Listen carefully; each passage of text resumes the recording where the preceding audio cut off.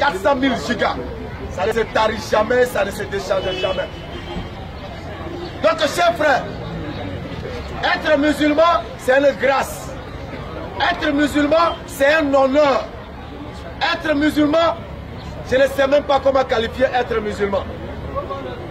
Chers frères et sœurs, nous qui avons eu la chance d'être parmi la Houma du prophète Mohammed sallallahu alayhi wa sallam, c'est une grâce, c'est une miséricorde. Parce qu'Allah il a dit, nous t'avons envoyé en tant qu'une miséricorde à tout l'univers. Surat 34, verset 28. Merci ordinateur. À vous qui êtes encore en retard, qui avez des préjugés sur l'islam, à vous qui avez peur d'embrasser l'islam, parce qu'on vous fait croire que les musulmans sont des sanguinaires. Les musulmans sont des gens qui coupent aux têtes.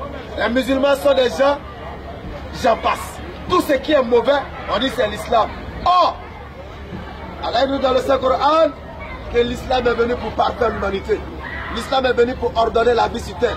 L'islam est venu pour installer la justice. Le prophète Mohammed sallallahu alayhi wa sallam, toutes les batailles qu'il a menées, toutes les guerres qu'il a menées, il a combattu l'injustice. C'est l'injustice qu'il combattait. Et il voulait installer la justice d'Allah. Et quelle est la justice d'Allah? Donnez aux pauvres son droit. Donnez à l'aveugle son droit. Ne méprisez pas ceux qui sont plus faibles que vous. Respectez-les. C'est des hommes comme vous. Voilà la justice que la Rasul a voulu installer sur terre. Et c'est cela les gens disent, il était violent, c'était un guerrier. Ah oui, c'était un guerrier qui luttait contre l'injustice. Et cet enseignement s'adresse à tous les musulmans. Un musulman qui est injuste n'est pas digne d'être musulman. Le musulman n'a pas le droit d'être injuste. Le musulman doit être équitable dans toutes les actions qu'il mène.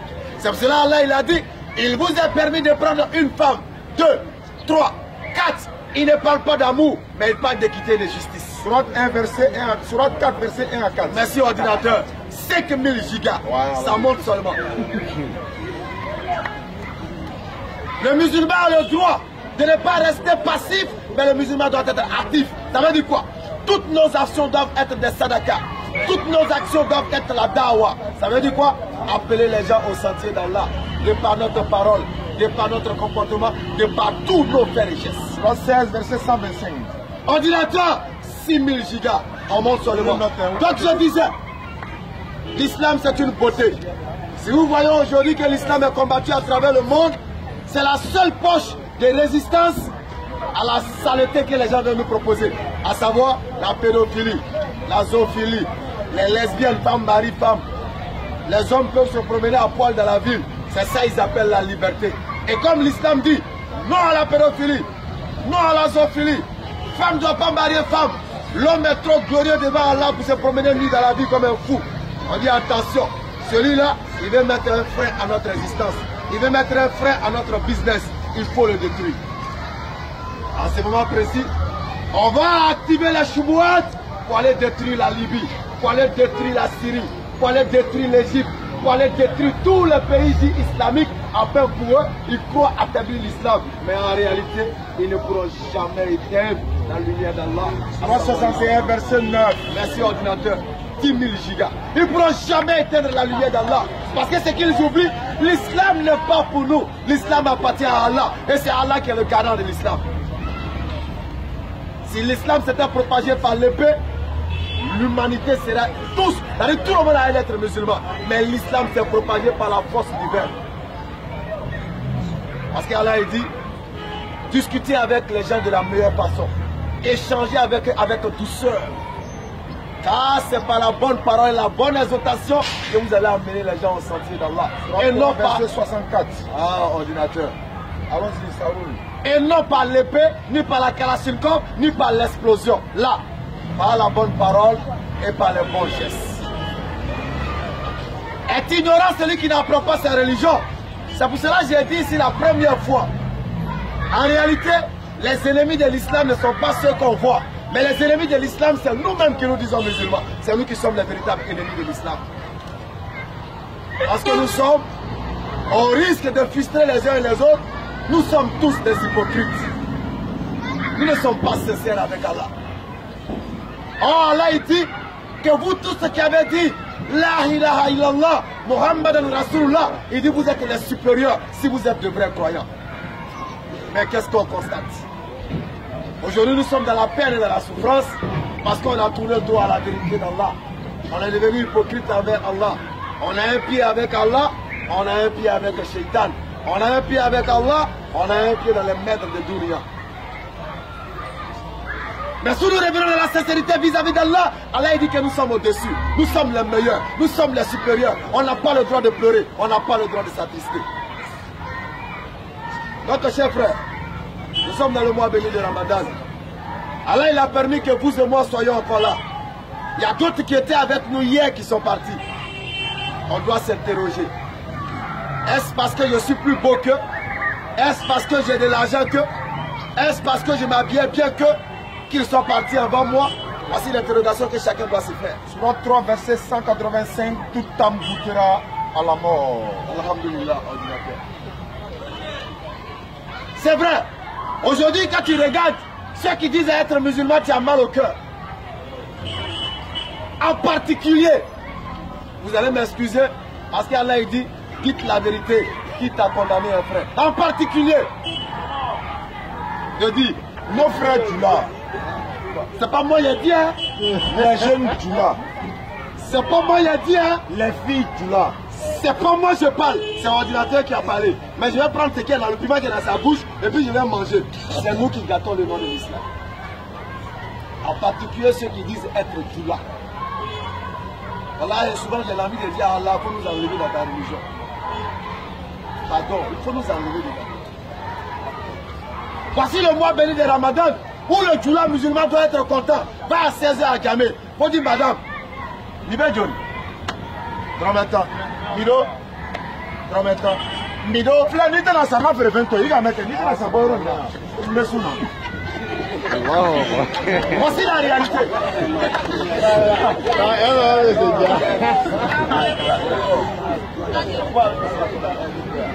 Voici la réalité du terrain. Oh, le musulman n'a pas le droit de se mettre dans ce genre de position, surtout dans le mois de Ramadan. Le mois au cours duquel est descendu Al-Qur'an Karim, le mois au cours duquel Mohammed sallallahu alayhi wa sallam était plus que gentil. Il était doux, mais quand Ramadan arrive, il devenait triplement doux. Il devenait comme 1000 fois doux. Il devenait même plus doux que le mien. Allah subhanahu wa ta'ala dit, oh Rasul sallallahu alayhi wa sallam, si tu avais un cœur dur, si tu étais rude, si tu étais mauvais, les gens allaient te fuir. Mais au lieu que les gens fuient Rasul, les gens couraient pour venir vers lui. Et on a constaté également que dans notre grande famille musulmane, nous sommes toujours les premiers à dire comme si on détenait les clés du Ghana tout plus tard. On est toujours les premiers à blâmer et à condamner. On fuit toujours celui qu'on croit être dans le péché. Solo là. Drogue mina le solo là. Peut-être la solo là. Solo il va la Jakisa, il t'a mis la côte Jakis. Kutukumina, peut-être là. Moi, je suis musulman. Là. Ne fuis pas ton frère qui est dans le faux chemin. Faut pas le fuir. Approche-le. Côtoie-le. Marche avec lui si tu veux. Quand il sera assis en train de boire son koutoukou, viens t'asseoir à côté de lui. Quand il est l'heure de prier, Jakis, tu vas prier. Tu reviens quand t'assois. Quand il est l'heure, Wallahi, Inch'Allah, si Allah doit toucher son cœur, il dira, mais tiens, mon frère il est toujours avec moi. Je bois, mais il est avec moi. Malgré mon comportement, il est avec moi. Ça ne l'empêche pas d'être un bon musulman. Voilà, frère, je vais te suivre. Mais toutefois que tu vas le rejeter, tu l'encourages à demeurer dans son péché. Parce qu'Allah, il dit quoi? Quand il lit la sourate 9, il dit, pardonnez-les. Il dit, lorsque l'un des associateurs vient vers toi et qui te demande asile, sourate 9, 6, accorde-lui l'asile et fais qu'il entende la parole d'Allah. Et ensuite, accompagne-le jusqu'à son lieu de sécurité. Car ce sont des gens qui ne savent pas. En réalité, celui que tu blâmes, il ne sait pas. Toi, tu penses qu'il sait. Il ne sait pas. Tu peux l'aider au travers de ton comportement et de ton agissement avec. Mais le rejeter, c'est l'enfoncer encore dans le haram. Ne le rejette pas. Et à tous ceux qui croient que eux, ils sont nés pour le péché. Ah, vraiment, ma vie est gâtée. Moi, je suis né, sincèrement, à ça, Allah, il ne fait plus rien avec moi. Allah, il dit, Surat 39, verset 53. Dis à mes serviteurs qui ont commis des excès sur eux-mêmes et au détriment des autres. Ne désespérez jamais, jamais de la miséricorde d'Allah. Et Allah Azzawajal dit que c'est celui qui est Al-Kafr qui désespère de sa miséricorde. Mais tant que tu es croyant, tu dois espérer de la miséricorde d'Allah. Takbir. Souma takbir. Je suis heureux d'être parmi vous les frères. Mais là, l'heure de la rupture approche.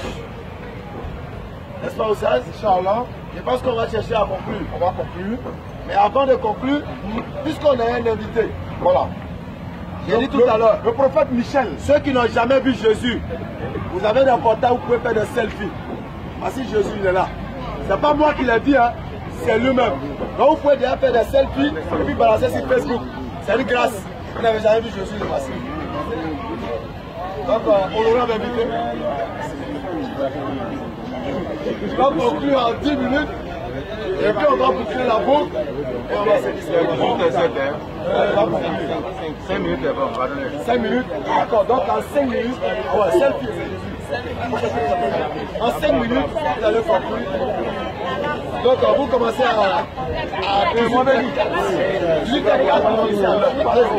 Bon, s'il vous plaît, écoutez-le, c'est notre invité. Je donne une parole dans Luc 21. Luc 21. Luc 21. Luc 21, le verset 27. Alors on verra le Fils de l'homme venant sur une nuée avec puissance et une grande gloire. D'accord? Alors, je l'ai dit au commencement, ça fait plusieurs fois que je parle de ce mystère caché dans le ministère à laquelle j'ai été appelé. Je crois bien que Abidjan ne m'a pas encore saisi. Alors, quand mon Dieu me donnera l'occasion, je sortirai et j'irai maintenant de ville en ville pour annoncer ça. C'est pour dire quoi? Pour dire que le royaume des cieux, que l'on attend longtemps, c'est déjà là. Celui qui comprend le mystère qui m'a été donné, selon mon appel, il a la vie éternelle. Il entrera glorieusement dans la vie éternelle. Et celui qui n'a pas accepté et comprendre cette parole et qui rejette cette parole, me rejette et rejette Dieu, comme Jésus l'a dit. Alors si il y a des signes que je vais montrer après que je vais sortir. Et à chaque ville où je sors, ce signe s'accomplira. Il est écrit que toute nation qui ne reconnaîtra pas le Christ à sa dernière venue, ces nations-là, les écluses des cieux seront fermés sur eux. Il ne pleuvra pas sur la vie. La bénédiction ne leur sera pas. Les gens vont consulter maintenant la création, le soleil, la lune, la terre, les eaux, et elles ne les exauceront plus. C'est alors que les gens vont comprendre que le mystère qui est caché dans mon ministère est un ministère glorieux et vient de Jésus. Sur ce, j'invite tous à devenir le serviteur fidèle de Jésus-Christ, à croire en son nom et se faire baptiser et manger son corps et boire son sang et avoir la vie éternelle. Sans ça, personne ne peut être sauvé, selon ce qui est écrit, en qui je crois et en qui j'ai cru, sur la parole. Il dit, faites ceci en mémoire de moi. Alors, obtenez la mémoire de quelqu'un, c'est une adoration.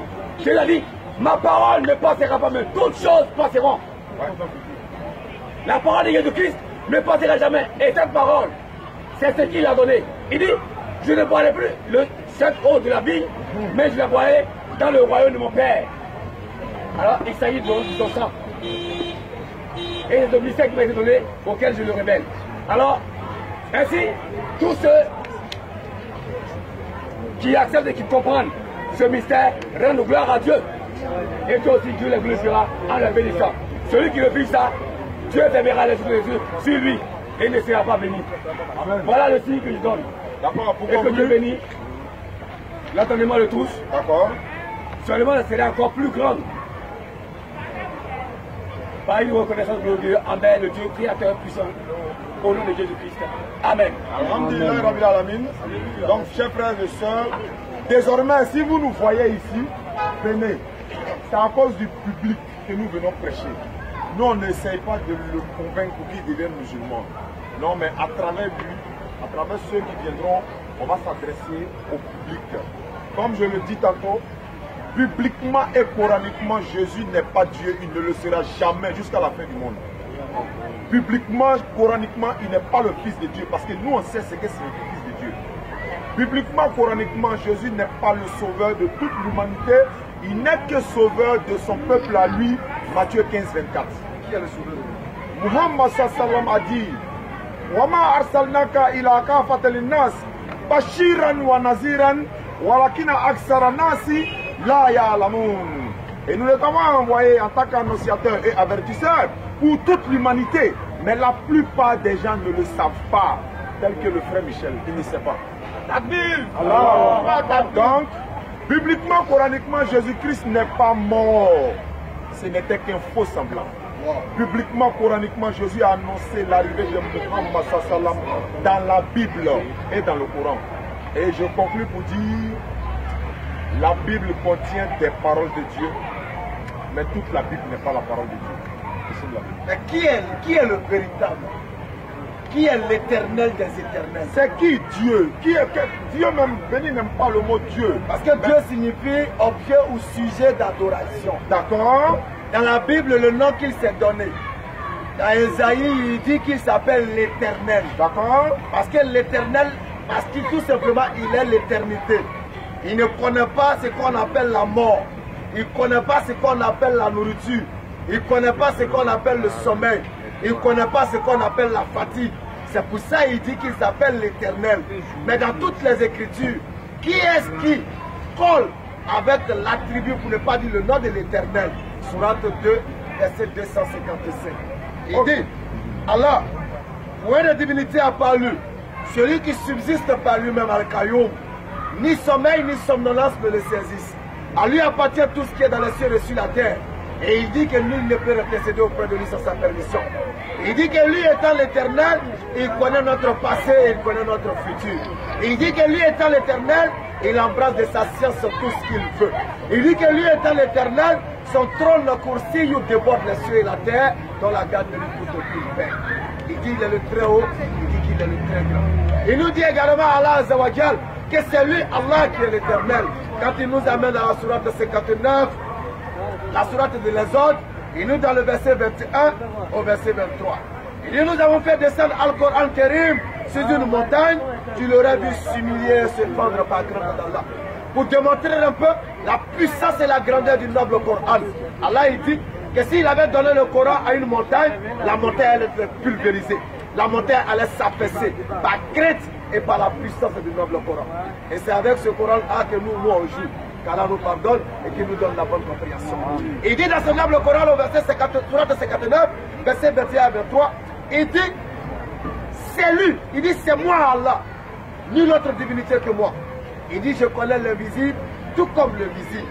Il dit c'est moi Allah, le Ar-Rahman, le Ar-Rahim. Il dit c'est moi Allah, nulle autre divinité que moi. Il dit qu'il est le souverain. 1. Il dit qu'il est le pur. 2. Il dit qu'il est l'apaisant. 3. Il dit qu'il est le rassurant. 4. Il dit qu'il est le prédominant. 5. Il dit qu'il est le tout-puissant. 6. Il dit qu'il est le contraignant. 7. Il dit que c'est lui Allah l'orgueilleux. 8. Il dit gloire à lui. Il n'y a pas d'autre divinité que lui Allah. Il dit encore que c'est lui Allah, qu'il est le créateur de tout ce qui existe. Il dit que c'est lui qui donne un commencement à toutes choses, comme il a donné un commencement à Isa alayhi salam, que le prophète appelle Jésus, en disant à Marie, sois, et Isa alayhi salam fut dans le ciel de sa mère. Il dit c'est lui Allah qui donne un commencement à toutes choses, et aussi il décide la fin de toutes choses.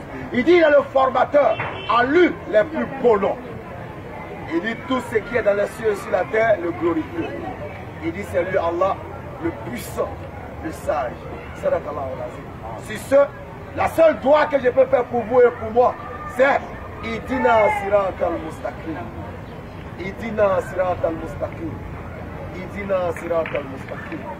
qu'Allah nous guide sur le droit chemin. Amen. Et que notre paix soit là, ilaha illallah, Muhammad Rasulullah. Sur ce, assalamu alaikum wa rahmatullahi wa barakatuh.